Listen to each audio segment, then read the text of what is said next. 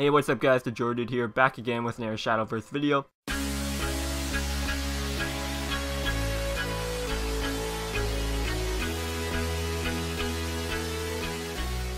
This video is sponsored by Cygames. If you guys are interested in playing Shadowverse, you can download the game for free on any of your mobile devices or on your PC through Steam with the link down below in the description. If you guys are into the competitive side of Shadowverse or you want to get into the competitive side, I'll also have some links down below to NGE, which hosts official Shadowverse tournaments, and I'll have a link to this Battlefy list of tournaments that have community prizing with them. So if you guys are looking to play in some tournaments, those are the sites to check out. So in this video, I'm going to be talking about budget decks, or decks that cost low amount of vials, and their viability in tournament play. So there's probably a lot of people out there watching this video that are relatively new to the game, or they haven't played enough of the game, spent any money, and they don't have much of a card collection, so they can't really build any deck that they want to play.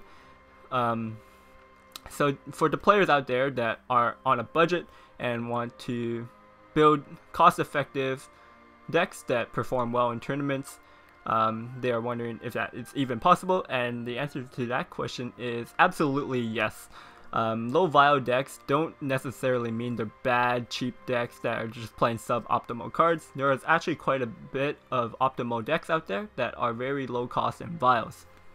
So some good examples of that would be Aggro Force. As you can see here, there's no legendaries in this deck, only 9 golden cards, the rest are silver and bronze, very easy to craft and low cost in craft. And the chances are, if you play the game, you open up free packs and such, you already have a lot of these cards already. Another deck, for example, is Aggro Blood. There's only 2 legendaries here, 3 goldens, the rest are silver and bronze. Very cheap deck to build as well, and they do quite well on both ladder and in tournaments. A lot of times you'll actually see top placing decks in tournaments being low cost in vials, and that's because these aggressive mid-rangey decks, they don't require expensive cards to play, but they're just very consistent. They get the early advantage, and they snowball that advantage and kill their opponent early. Decks that really cost a lot of vials would be slower decks, so these are generally control decks, or a deck like Ramp Dragon. As you can see, half the deck is legendary cards, so this is a very expensive deck to build, and of course you would want to avoid these kind of decks as a budget player, just because they're really not cost effective, because in tournaments you need 2 or 3 decks of different classes. So if you spend everything on one deck, you still have to build 2 more decks a lot of times. So try avoiding expensive decks like these. And gold cards are actually quite powerful, and they're probably the most cost-effective way of building your decks if you're a budget player or you just don't have many vials, because golden cards are actually very powerful in Shadowverse, like Lisa, Roach, of course. They're very strong cards, and they cost 800 vials each to craft if you just want to craft a golden card, opposed to a legendary card. A legendary card costs 3,500 vials to create. So one legendary costs more than a playset, so 3 copies of a golden card.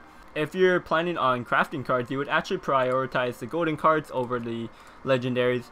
Again, just because it's cost effective. You get 3 cards for the price instead of 1, and the golden cards are very good. Legendary cards are also quite easily to substitute, so Caribos could easily be substituted for more implances, for example.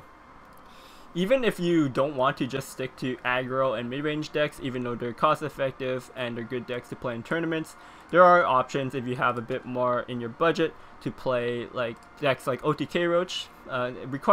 It's a bit more in vials with more goldens, more legendaries, but it's not that much more. And also like D-Shift is actually not that bad.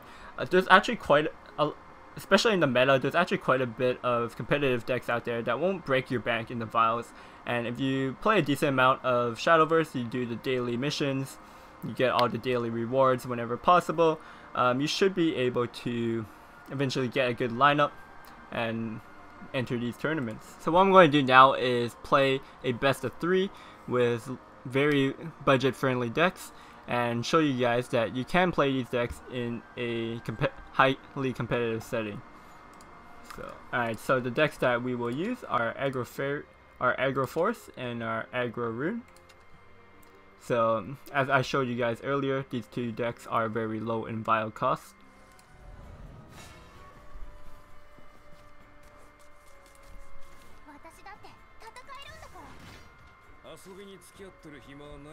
Yeah, let's throw this all back. I think I'll save the May just because it's so good in the matchup. It's not really worth playing on one just to get one damage in. Leaves us pretty good here. He can't self-injustice this if he's a OTK deck. It's going to be a pass for him. I'm going to actually go Blessed Fairy Dancer and then bounce it back to my hand. I need Psycho cards in my hand. It's because I don't really these cards are kind of like combo cards.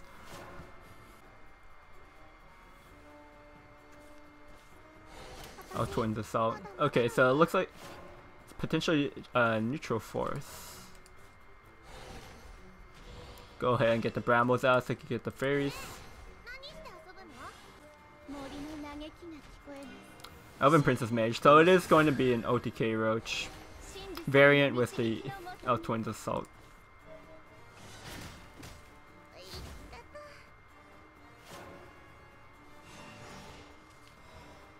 It's still better because I don't really have a stronger play. This way I can evolve my fairy to go face.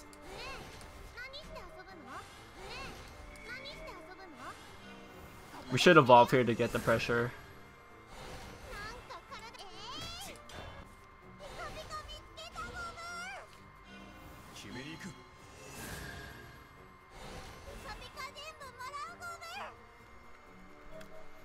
Alright, the Goblin Mage, that's fine. He's having a hard time. Oh, he's got an Elf Twins Assault. That's a really good answer. He would have taken so much damage if he didn't have the second Elf Twins. Pretty unlucky there.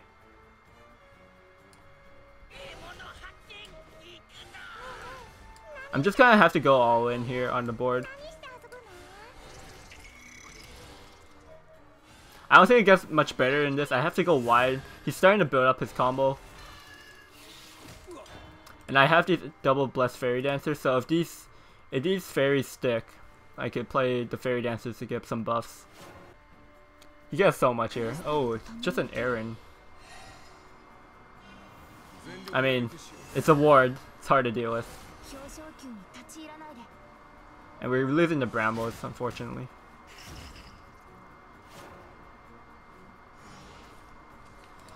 Oh, Fairy Driver. No fairies in my hand, unfortunately.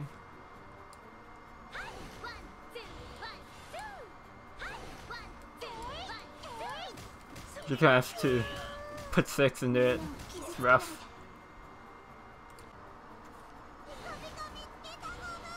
Okay, so he's playing a Goblin Mage. He already used 2 Elf Twin Assaults, so he doesn't really have good answers here. Is he just playing Fairy? I'm actually okay with this because his board's cluttered up now, so combo doesn't touch me.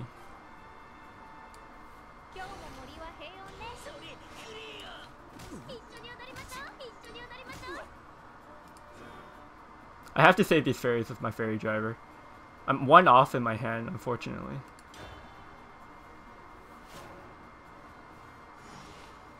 But I can't die to combo because his Bramble is in his way. I think. Yeah, and he can't, or I guess his fairy can trade into my Goblin. So he could open up 1 space there. But still, like, you could play, because he has 2 free fairies. At most he would have 2 free fairies and then Roach, bounce, Roach, bounce, Roach. So that would be 3, 5, 7.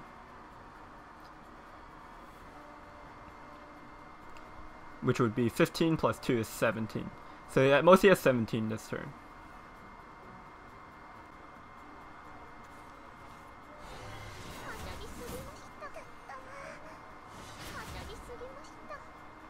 Ooh, is the Fairy Whisperer going to survive? He might know that I have Fairy Driver in my hand the way I was playing. Oh, we got there! We got there. The top deck Nature's guys would have been lethal as well if he full cleared.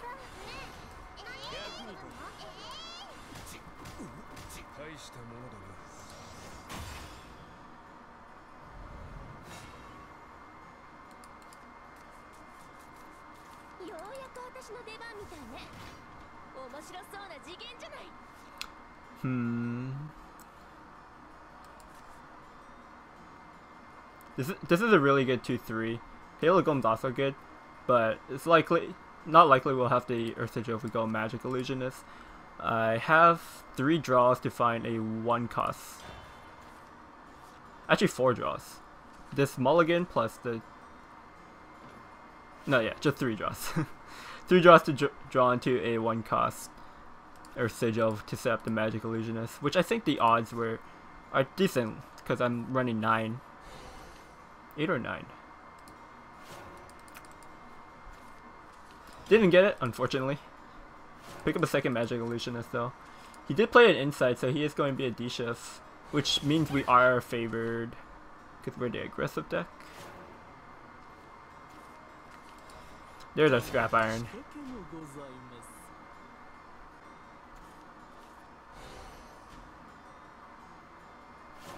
Just commence experiment, that's quite weak actually.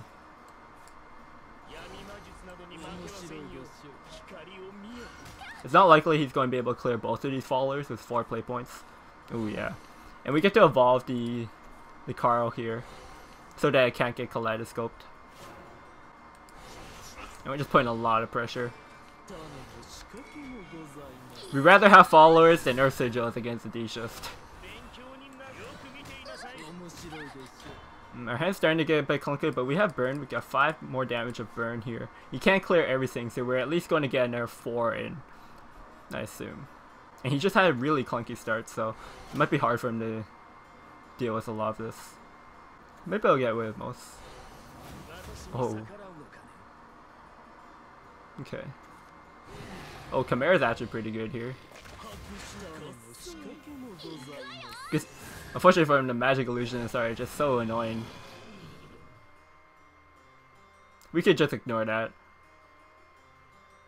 Against D-Shift, you could ignore the 6 power damage, 6 power card on the board. Play the Witch Cauldron first because I want that to pop first, get me card draw. Play the Scrap Iron Smelter because it gives me a ward that protects my board. And I'll just Piercing Rune this now because it gets it out of my hand for my Wizardess of Oz. And it's not like they're going to have followers anyways any other time.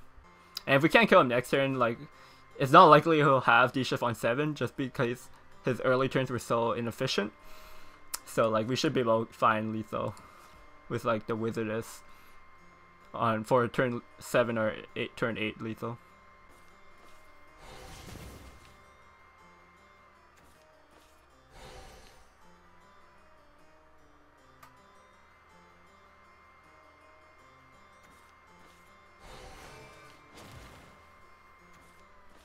Conjure Guardian, probably not going to be enough here. Ooh, he's got another Chimera. He's gonna have to kill the Magic Illusionist 2 more times. 3 more times.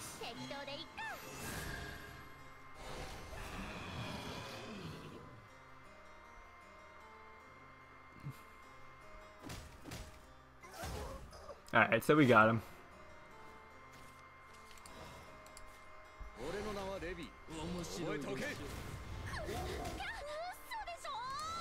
There you have it, guys. You could easily win with cheap decks or low vial decks.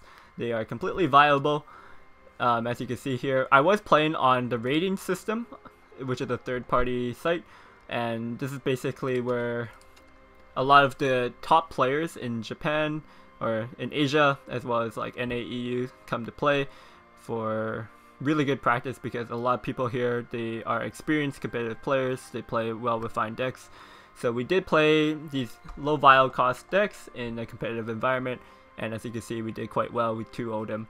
So yeah, guys, if you enjoyed the video, make sure you give that thumbs up and subscribe. Follow me in the social media links down below in the description, and I'll see you guys next time. Peace.